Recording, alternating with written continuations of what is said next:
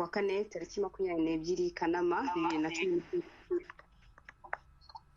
Ndabasuje mwe muteze amatwi ndasubiza na bwana Jean Damascene Ntagazwa twongeye guhurira muri studio kuri uyu mugoroba.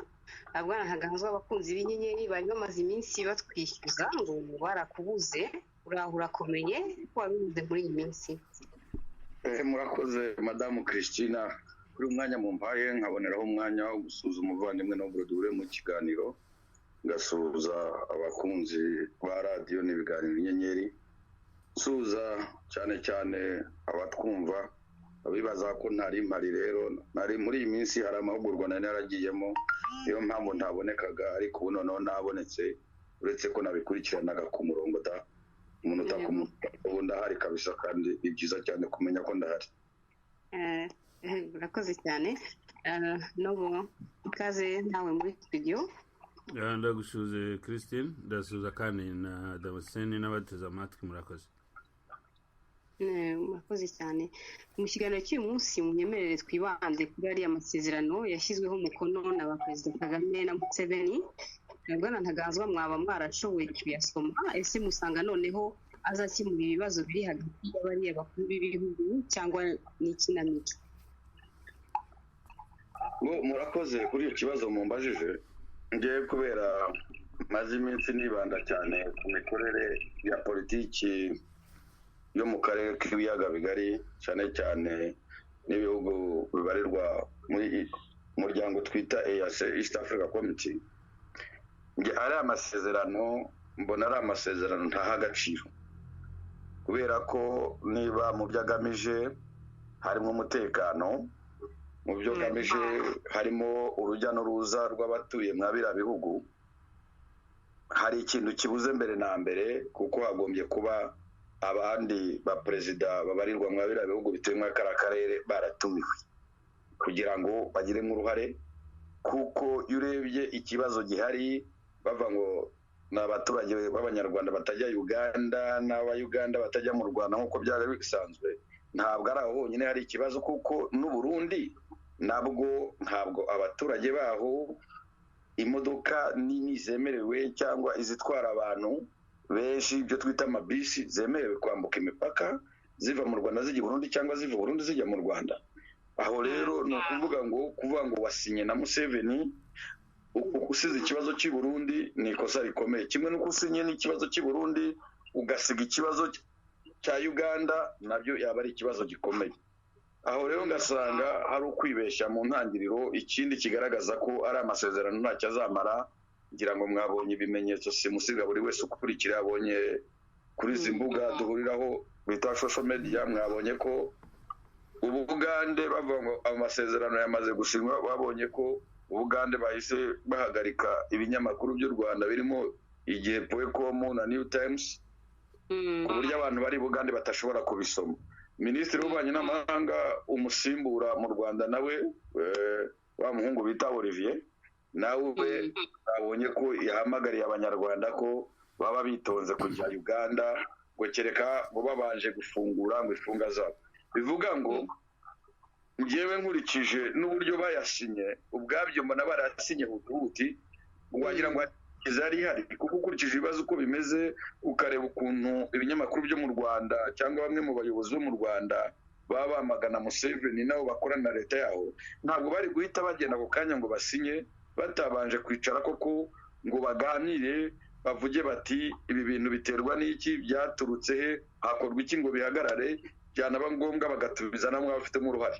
Biriya bintu ngira ngo mwabonye n'ifoto igaragaza bamaze gusinya mwabonye ko Museveni atigeze yegera Kagame kandi ubundi mu bindi bihugu mu masezerano yagiye abaho abamaze gusinya kugira ngo bagaragaze ko biyunze n'ubu bahita bana uko tumenyereye imishyikirano tumenyereye ko abantu bari bafitanye ikibazo bagashobora kwicara ngo bumvikane iyo barangije bagaragarize ababahuje cyangwa se abo byarebaga. Ndi kumva ibintu by'amazwi byisubiramo ndagira ngo rwose abantu babibone ko abantu ibyo bakoze ndavuga Perezida Museveni ndavuga Perezida Paul Kagame bisa naho ko ari ukurangaza abantu kuko ubwabyo nta buryo abantu bari kuvuga ngo bagiye gusinya batigeze ko babanze bicare baganire, kuko umunsi umwe ntuhagije ukurikije amahane, induru, imvugo n'inyandiko zisebanya zimaze iminsi zihita hagati ya biriya bihugu bibiri.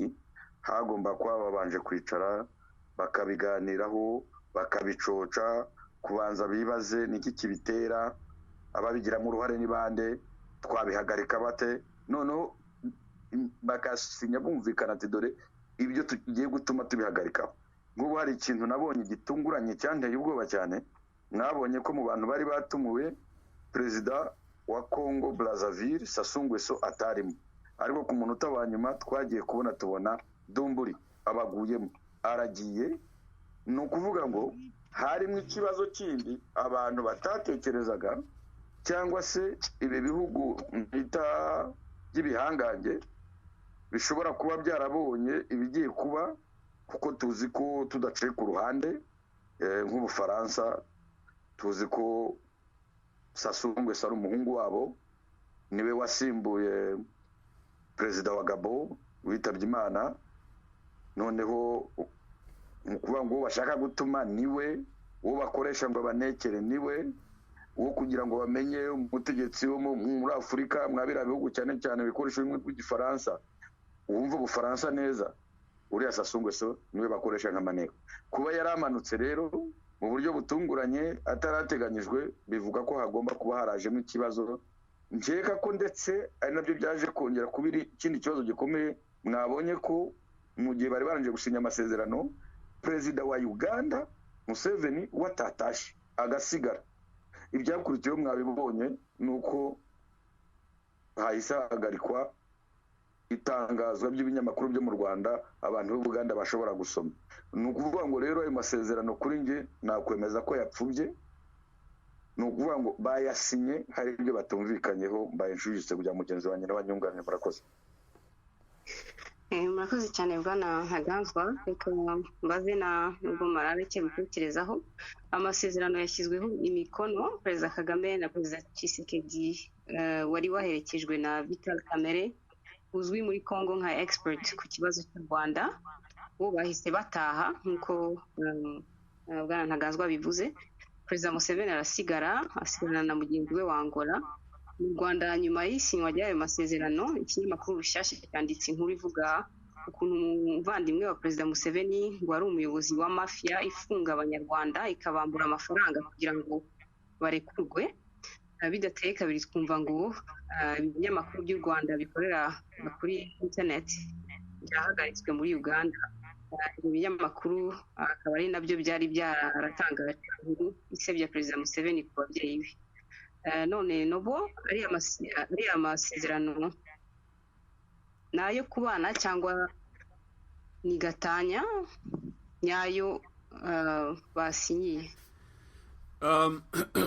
Abanyarwanda n'Abanya-Uganda kugira ngo babane ntago bigomba gukorerwa amasezerano, kuko imibanire y'ibyo bihugu byombi iremeye kuri geography, is a geographical area. Ni ibihugu bituranye. U Rwanda ni igihugu gito cyane kiri hagati y'ibindi bihugu, kigomba kubana n'ibindi bihugu binyuze mu buryo bwa politiki itabishobora abaturage babana uko bashoboye, dore ko ibyo bihugu byombi bicumbikiye abantu bavuga ururimi rumwe. Ni ukuvuga hari abanyarwanda bari i Rwanda nanga se ari abanyarwanda bari hakurya hafi y'imipaka cyangwa se n'imbere mu gihugu cy'Ubugande. Ni ibintu bigayitse cyane kumva yuko igihe u Rwanda n'Ubugande bifitanye ikibazo kigomba gukemurirwa muri Angola, kikanakemurwa n'abantu batakizi, abantu bakure cyane batanazi n'imipaka y'ibyo bihugu aho ihurira. Ibyo twabivuzeho mu kiganiro cy'ubushize ubwo twagaragazaga ukuntu mu by'ukuri ikibazo kibahuza ntabwo ari ikibazo cyo guhohotera ngo abanyarwanda bari Uganda cyangwa se guhohotera abagande bari Rwanda cyangwa se ngo gufasha inyeshyamba.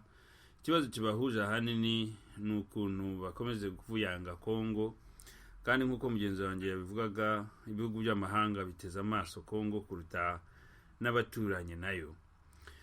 So nkakubwira rero nti yaba ikibazo cy'u Rwanda n'Ubuganda ari cyo kibazo cyari gishyizwe imbere, mu by'ukuri ni ikibazo cyakarangirijwe muri Afurika y'Uburasirazuba, East African Community, aho abaperezida ba East African Community nta n'umwe wagaragaye muri iyo nama, kandi ari nabo basobanukiwe cyane ikibazo kiri hagati y'u Rwanda n'Ubugande, dore ko ibihugu byabo binagihomberamo. Ndaguha nk'urugero, abanyakenya bahombye amamiliyoni atagira ingano igihe umupaka w'u Rwanda n'Ubugande wafungwaga.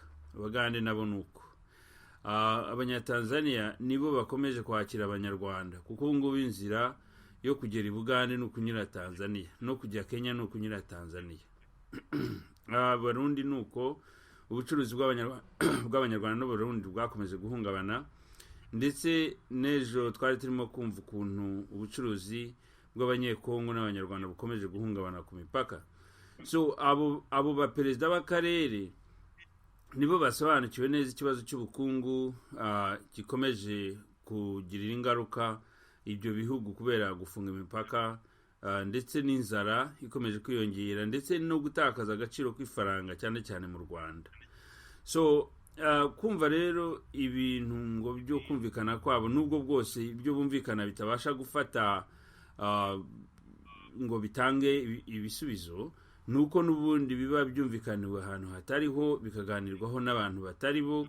Ubundi ikibazo cy'u Rwanda n'imipaka n'Ubugande, ntago Museveni na Kagame nta nubwo bakwiye kujya mu kukiganiraho, kuko nibo bagiteza. So ikibazo ahanini cyakagombye gutangirira either mu badepite cyangwa muri Afurika y'Uburasirazuba, cyangwa bashyiraho komiti y'ibihugu byose by'ibyo bihugu bya Afurika y'Uburasirazuba ireba icyo kibazo, bagashyiraho n'icyo twakwita independent inquiry, iperereza ryihariye, wenda rikanava mu bihugu nka Tanzania na Kenya, rireba ikibazo gihari. Naho kuvuga ngo abaperezida babiri barabafashe babajyanye muri Angola, bagiye guhura n'uwangora n'uwa Kongo yindi, ngo baganire, ibyo ni ibintu nanone bifitiye inyungu amahanga, ntabwo ari ibintu bifitiye inyungu u Rwanda nanga Ubugande. Ni nayo mpamvu reba inama irangira mbere yuko banagera iyo bajya, imipaka ntirafungurwa, ibinyamakuru birimo birafungwa, kandi ibinyamakuru mu by'ukuri impamvu bifungwa nuko ari ibinyamakuru bikorera propaganda, birimo kwanduza izina ry'igihugu cy'umuturanyi, bishingira ku binyoma n'ibindi. Ni ibinyamakuru by'ibinyoma gusa, ntabwo ari u Rwanda gusa rufite ibinyamakuru by'ibinyoma, n'Abagande nabo barabifite.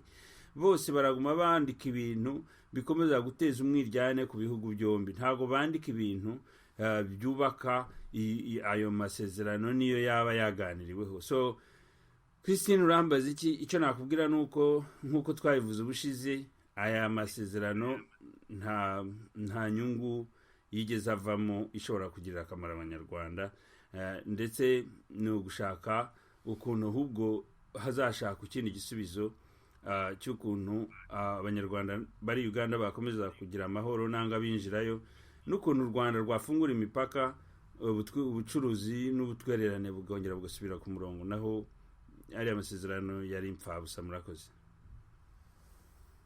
Yego, murakoze cyane. Bwana Ntaganzwa, amahoro yasinyiwe, ariko Ambasaderi Nduhungirehe nk'uko mwari mubivuze, ngo yahise avuga ngo abanyarwanda niba bakandagiye feri ntihagire ujya Uganda ngo abahafungiwe batararekurwa. Hari abanyarwanda bafungiye Uganda bategereje imyanzuro y'inkiko, nk'uwitwa René Rutagungira. Abanyarwanda bashaka gusubira Uganda gucuruza bazategereza ko René Rutagungira arekurwa agataha mbere y'uko bemererwa kongera kujya Uganda.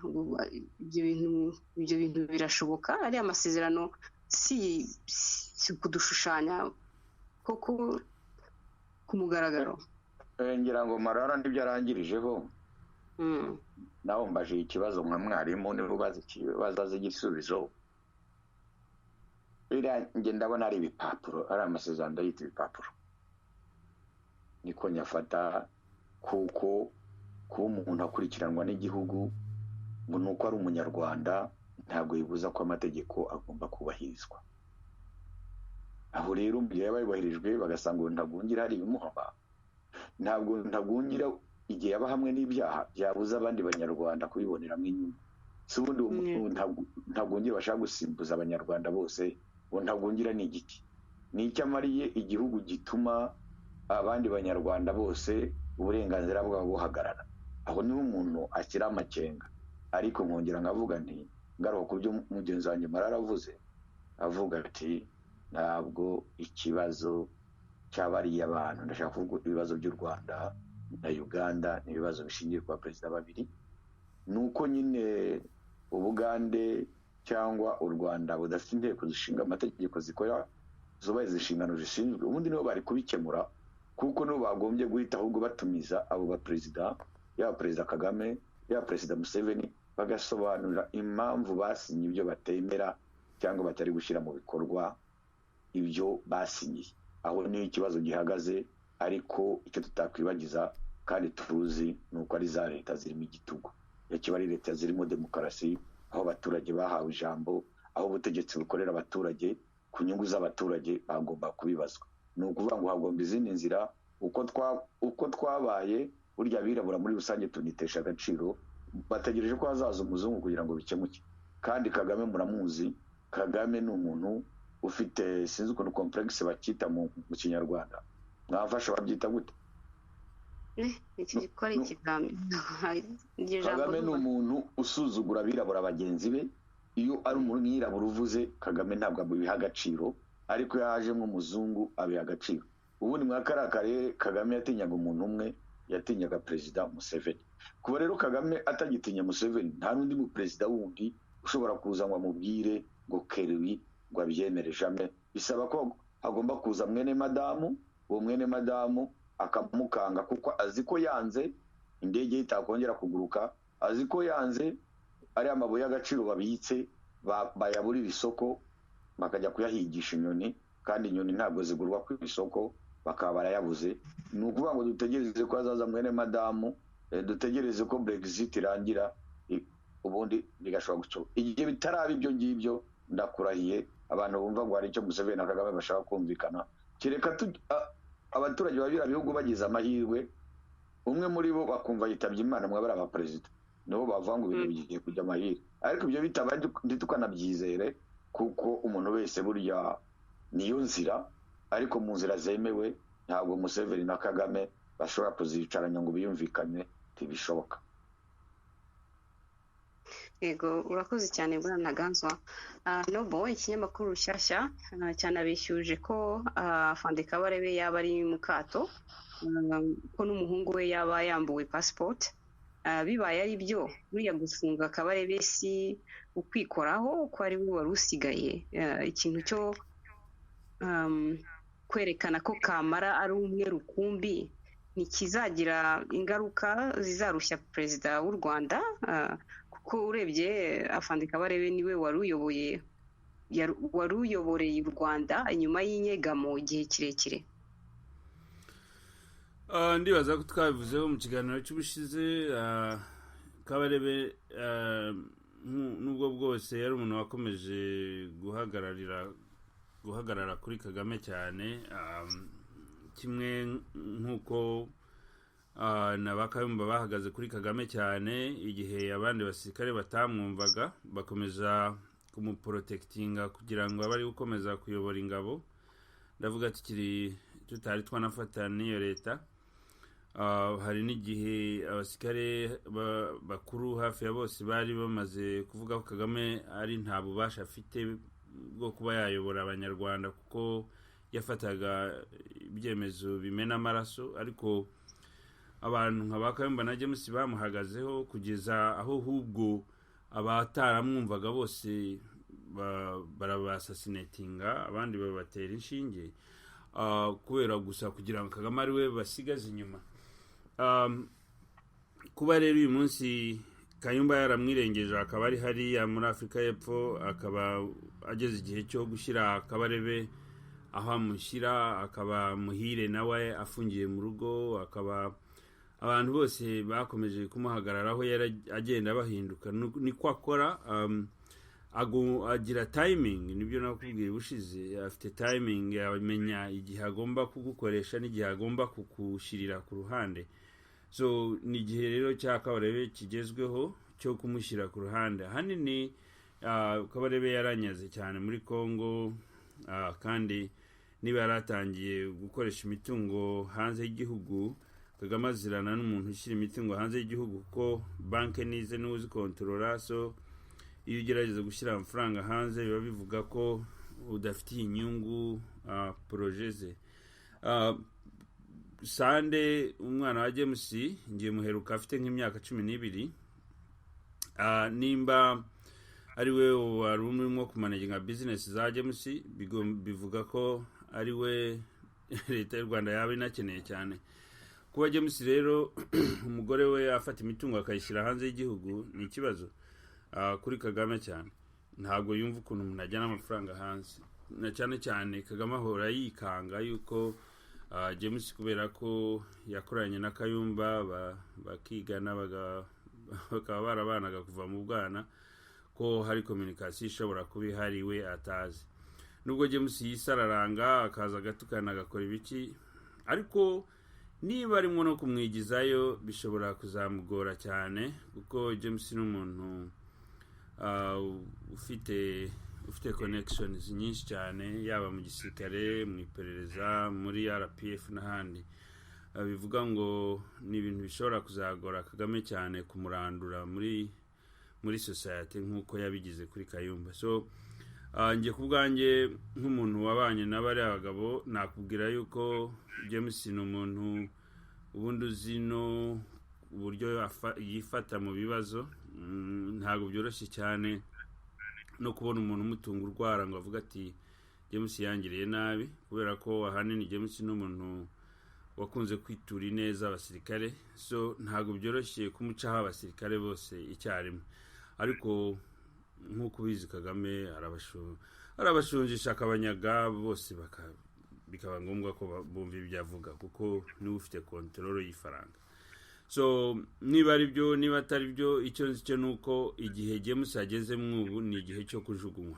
Byaba ari byo byaba bitari byo, niba atari byo bizaba ejo bundi. Ariko James ntabwo akiri umuntu Kagame akeneye, kuko akeneye abantu badafite amateka afitanye isano n'ibyo mu ishyamba. Akeneye abantu bashya bamubona nk'umusaza, nka sogokuru, nka dadi, kugira ngo ibyo azababwira byose mu myaka mike iri imbere bazavuge yes ndiyo bwana, murakoze afande, muzeyi. Nibyo nakubwira. Urakoze cyane. Reka tugire n'icyo tuvuga kuri aba baturage banze ko umwanzuro w'urukiko wo gusenyera mugenzi wabo ushyirwa mu gikorwa, bitambitse imbere y'uwatumwe n'inkiko baranangira. Ibi byabereye mu kagari ka Bugoyi, mu murenge wa Gisenyi, aho abaturage bahuruye bakanga ko umuryango witwa Ngingo usenyerwa. Ikinyamakuru Kigali Today cyakurikiranye inkuru kiravuga ko uwo muhesha w'inkiko yashakaga ko inzu isenywa yitwaje ko uwamuhaye akazi witwa Akaje Alex yatsinze abo baburanaga. Abaturage bakavuga ko uwo kandi ko batamuzi. Umuturage umwe ku wundi baje bahururira ku nzu y'umuryango w'uwo mugabo w'uwo Ngingo, bavuga ko batakwemera ko umuturage arengana barebera, mu gihe uwitwaza ko yatsinze uwo mukecuru batamuzi. Ni ikibazo kimaze imyaka ngo 29, aho ngo uwo Ngingo yari inshuti y'uwitwa Gaterura, bakaba baraguze ikibanza mu mwaka wa 1990, ariko ntibahinduze ibyangombwa. Bwana Ntaganzwa, mu kadomo ikibazo cy'imitungo urabona ko gikomeye? urakoze kuri icyo kibazo. Ntabwo ari ikibazo cy'imitungo gusa, n'ikibazo cy'imikorere y'inzego z'ubutabera. Urebye kuko ngira ngo ziriya ni nk'ingero enye muri iyi myaka nk'itatu zibaye cyangwa imyaka 2, murazi byabaga i Kigali aho bita kuri Banyahe, aho bashaka kwimura abaturage nabo mu buryo bwo kugira ngo bahubake ibintu, bakabwira bati ntabwo mutwimura gusa, abandi babo tuzabubakira. Kandi itegeko y'u Rwanda rivugitse neza, ubundi umuturage kugira ngo umwimure mu bintu bye ugomba kumwimura ku nyungu, ku bintu bifite inyungu rusange. Icyo gihe ukabanza ukamwishyura ibihwanye n'agaciro k'icyo gihe umuntu ahatuye, babariye kuri iyo tariki mugiye kumwimura. Ibyo rero mwabonye ko byakomeje gutera ikibazo. Ngira ngo twizere ko uriya muyobozi w'umujyi mushyashya ugiyeho Pidanse ashobora kuzagira icyo abikoraho, kuko wari uhari byari byananiranye. Ariko kugira ngo binanirane ni uko abaturage batinyutse bagaragara ku burenganzira bwabo. Ibyo byarabaye aho bita mu Bugarama, Cyangugu, nako bareka nitonde batambitana, basiga bahita ngo ni mu burengerazuba. Nabo aho bagiye gusenya uruganda rw'umuntu nawe ngo bagiye kurugurisha bateza cyamunara, abaturage barahaguruka nabo bajya muhanda birukankana umuhesha w'inkiko. Ibyo nahara ku Gisenyi ubu ni inshuro ya 2 bibaye, kuko no mu kwa 7 byari byabaye, aho abantu nabwo bashakaga ibintu byo kugurisha koperative, baza gusanga harabayemo amanyanga, baranditse amafaranga atariyo, noneho bemeza ko bagiye gutera cyamunara. Noneho abaturage bahita bafata ibyemezo bifatika, baravuga bati uko byagenda kose ni uko hagomba kugira ikintu gikorwa. Ruhise baramwirukankana, abaturage icyo gihe bari baranajuriye bategereje ko urukiko rufata icyemezo. Urukiko rufata n'icyemezo cyiza rwose, rugaragaza ko habaye amanyanga. Na biriya rero byabaye nuko abo baturage bagiyeyo. Icyo mbonamo niki? Icyo mbonamo nuko abaturage batangiye kumenya uburenganzira bwabo. Ni ukuvuga ngo leta yararangaye, inanirwa kwita ku nshingano zayo. Abaturage batangiye kumenya uburenganzira bwabo, kandi kuko nk'uko bisanzwe uburenganzira ntabwo butanga, buraharanirwa. Kaboneraho no kubwira ahubwo abandi banyarwanda muri rusange aho bari mu Rwanda, aho bumva barengana, haba mu kazi, haba mu mitungo, haba ku ishuri, ko nibo bagomba guhaguruka n'ibibazo bibareba kugira ngo bashobore kuvugurura icyo kibazo. Kuko nta buryo umuntu aba yararuhiye ibintu kubera ko ngo ashobora gutanga ruswa ngo abantu baze ngo babijyane, ngo kubera ko bafite ikimenyane. Ibyo mwarabibonye ukuntu bagiye bimura abantu mu bibanza, ugasanga abantu barimo barahomba, ahubwo bamwe bagahitamo guhunga. Urebye nk'abantu benshi burya bahungiye Uganda, harimo abantu bagiye bamburwa ibintu byabo bakajya gushakisha ubuzima, abandi bahungiye i Burundi, ababishoboye barakomeje bagera za Buraya na za Amerika. Ariko ibyo ntabwo ariko bigomba guhora. Leta nigaruke, ngiye aho ngaho nimvuga ati mwa baturage mwe, mbakuriye ingofero kabisa, mukomerezeho n'abandi babonereho. Ikibazo si icy'imitungo, ikibazo ni icy'amategeko atubahirizwa, kuko aramutse bubahirizwa amategeko n'imitungo yaba ihari bashobora kuyigabura na ba nyirayo bakayitunga nta muntu basagarariye. Murakoze cyane Bwana Ntaganzwa. Nubwo nawe hari icyo wumva ushaka kongeraho kuri iki kibazo cy'imitungo n'abo baturage bahagaze ku burenganzira bwabo? Ahanini ubundi mu bihugu bitandukanye ni ibintu bisanzwe kuba habaho kwimura abaturage, ariko ahanini leta irabanza ikareba iyo ifite amafaranga yo kwishyura abo bantu ishaka kwimura. Cyane cyane nta no gupfa kwimura abantu utabinyuze muri pararema, kugira ngo na pararema nimba abo bantu banze kwimuka, umudepite ushinzwe ako karere yagombye kuba arimo kugaragaza ikibazo cye. Ariko kubera ko u Rwanda nta n'ubwo ushobora gusobanukirwa ukuntu bari abadepite babo bajya mu nteko n'ukuntu bakora, umuturage ntabwo aba afite n'umuntu yabwira ikibazo cye.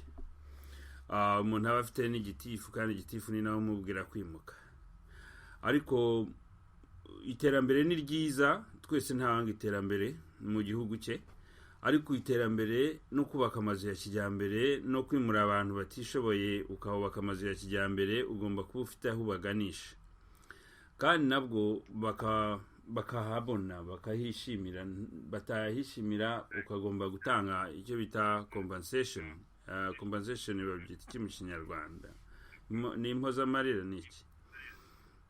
Ntabwo yego ni inguzi, ntabwo ari impozamarira, whatever it is, ariko compensation ni ngo gushaka kuvuga ngo ingurane. Igihe rero ingurane idahari, burya ikintu cyose leta yakora ikavana umuturage aho yabaga kuba ari ukumuhohotera. Abaturage bashobora kugaragaza frustration, bashobora kugaragaza akababaro kabo nk'uko muvuga muti bahisemo kwihagararaho, ariko kugeza ryari? Kuko leta niyo ifite ingufu, byanze bikunze irabahavana ikabakubita. Nabonye nk'abana ejo bundi bimuriraga i Kanombe banaraye hanze iminsi. N'ubu ngubu ntabwo byoroshye gusobanukirwa uko babayeho. Abana bafite n'umubyeyi ufunze, kandi nabo bafunzwe kubera ibintu bishobora kuba bifitanye isano n'ibintu birimo corruption. So ukareba ukavuga uti se ni byiza ko igihugu gitera imbere, ni byiza ko habaho kubaka uturere n'ama-etaje n'ahantu hose, ariko nimba igihugu kibasha kubaka ayo ma-etaje cyagomye no kubasha gutanga ingurane ku bantu kiba kirimo kwimura. Icyo ni ikibazo nibaza ko leta igomba gutekerezaho cyane, kuko gikomeje gufata intera kandi kiragisebya cyane n'ayo majyambere baba barimo kuvuga, baba barimo kugeraho. Murakoze. yego urakoze cyane. Reka tujye kuri aya masezerano u Rwanda rwasinye n'ibihugu bitandukanye ku mugabane wa Afurika, mu karere ka Afurika y'Epfo. Iyi nkuru dukesha ikinyamakuru The Chronicles yibanze cyane ku kuntu u Rwanda rusa rwasatiriye biriya bihugu byose rukabishakamo umubano. Hari na ambasade ziherutse gufungurwa muri ibyo bihugu nyine. Ndagira ngo mbabaze musanga impamvu yakuriya kujya muri kariya karere ari iyihe? Ikibazo cy'ukuntu u Rwanda rumaze kugenda rushaka umubano mu bihugu bya sadaka, kenshi na kenshi byitirirwa ingendo zo mu kirere, ubucuruzi, ubutwererane, ibintu nk'ibyo ngibyo ni ibintu u Rwanda rwashoyemo cyane. Ariko kandi ntabwo tuyobewe yuko muri ubwo bucuruzi, muri uko gushora mu iterambere ngo ryo kugenderana nangwa no gushaka abapasaje mu ndege, ntabwo tuyobewe ko haba harimo n'iperereza rihambaye. Ubu tuvuga nk'uko icyo kinyamakuru cyabigaragaje, hamaze kuba ibihugu 10 bya sadaka, ibihugu byo mu majyepfo ya Afurika, Kagame amaze gukoramo ingendo kuva mu kwa mbere, ibihugu 10. Ahanini yibanze ku bihugu bihana imbibi na Afurika y'Epfo, ari byo Mozambique, Zambia, Zimbabwe, Namibia, Botswana. Ibyo bihugu byose amaze kugirana nabo amasezerano y'ubucuruzi. Ntabwo ari ibyo gusa rero, ni ibindi bihugu byo mu karere birimo nka Angola n'ibindi amaze kugenda asinyana nabo amasezerano y'ubucuruzi. Mu gihe kandi hashize imyaka myinshi Uburundi bwo bugerageza gusinyirwa kugira ngo bujye muri SADC, ariko butari bwabasha kurangiza amasezerano yo kwinjiramo burundu. Hari imitwe y'iperereza myinshi cyane ubu ngubu ifite icyicaro muri Mozambique na Zimbabwe. Banagenda ubu muri Zimbabwe hari akabazo gakomeye cyane, akabazo ka recession n'ikibazo cya economy cyabo. so ruswa iri hejuru cyane, umuntu wese ufite amafaranga abona icyo ashaka. So abanyarwanda bose, abasirikare bose Kagame yohereza mu karere, baragenda bagafata pasiporo za Zimbabwe, bakigira abacuruzi b'abazimbabwe, ubundi bagavogera Afurika y'Epfo, bakavogera Namibia, bakavogera hirya no hino. Ni nayo mpamvu hambere twavugaga duti abantu bari bo bose batumvikana n'ubutegetsi bw'u Rwanda bagomba kurya barimenge, na cyane cyane muri ako karere, dore ko umutekano wabo nawe uba ugerwa ku mashyi, kuko Afurika y'Epfo ntabwo nayo ubwayo polisi yabo ntabwo isigaye yikizerwa. Polisi yabo ifite ububasha bwose bushoboka bwo gukora iperereza no gucunga umutekano, ariko ifite ikibazo cya ruswa kiri hejuru cyane. Kandi leta y'u Rwanda mu gutanga ruswa kugira ngo babashe kugera ku cyo bashaka ni ikintu kiborohera cyane. So mu bintu rero leta y'u Rwanda yibanzeho cyane muri ako karere, ahanini yari ibangamiwe cyane n'abanyarwanda bahunze mu myaka za 1994 bajya muri Zambia, Malawi na Zimbabwe na Mozambique na Afurika y'Epfo. Bakomeje kumva ko batakwihanganira ko leta iri mu Rwanda uyu munsi ishaka ko abantu bagaruka bamanitse amaboko, yazakomeza kugifyinagiza uwo ari we wese ibonye, bakumva ko batera inkunga umuntu wari wese ubaza systeme y'u Rwanda imikorere yayo. Ibyo rero Kagame yabyibanzemo cyane, yabaciyemo ibice. Bamwe bahitamo ahubwo kujya bajya no gutanga imisanzu muri za ambasade nka za Malawi, Zambia n'ahandi, na Zimbabwe, abacuruzi. Abandi nabo basigara bagomba gutanga imisanzu mu bantu batumvikana na leta y'u Rwanda. Ibyo rero leta y'u Rwanda irabirwanya cyane, ku buryo muri ibyo bumva ngo irakora ubucuruzi, ngo irumvikana n'ibihugu bya Sadaka gukora ubucuruzi, ahanini kuba ari ukugira ngo yigarurire abanyarwanda b'impunzi bari mu karere babaye abacuruzi, ndetse diaspora y'u Rwanda mu bihugu bya Sadaka ikomeze kwigarurira abanyarwanda bose bahatuye, kuruta ko bakwigarurirwa n'abanyarwanda bahakanye imikorere ya FPR.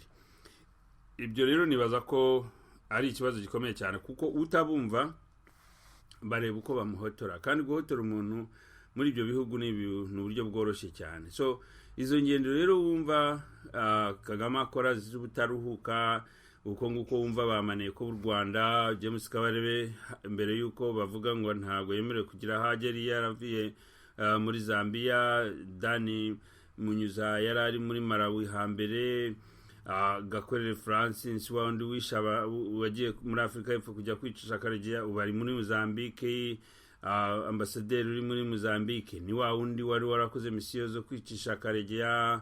Abasore benshi cyane bo mu iperereza bahindura amazina bagahabwa pasiporo bakagenda ngo bagiye gucuruza mu karere, ariko ari abasirikare.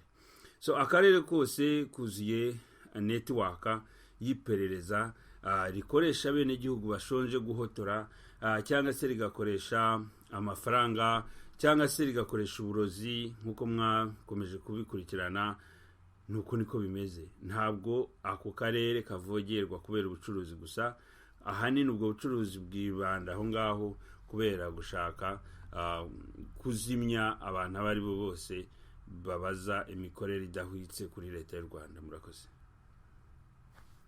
Urakoze cyane Bwana Ntaganzwa. Wabwira icyo bavuga ko u Rwanda ruri muri gahunda yo kugota no gusatira Kayumba Nyamwasa uri muri gihugu cya Afurika y'Epfo? Nje ntabwo nabivugaho byinshi, ngira ngo Kayumba ntabwo ari we wenyine u Rwanda ruhanganye nawe, ni benshi ruhanganye nawe. Ku muntu wese utavuga rumwe n'ubutegetsi bwa Kigali ntabwo babumva kimwe, leta ntabwo ibyakira.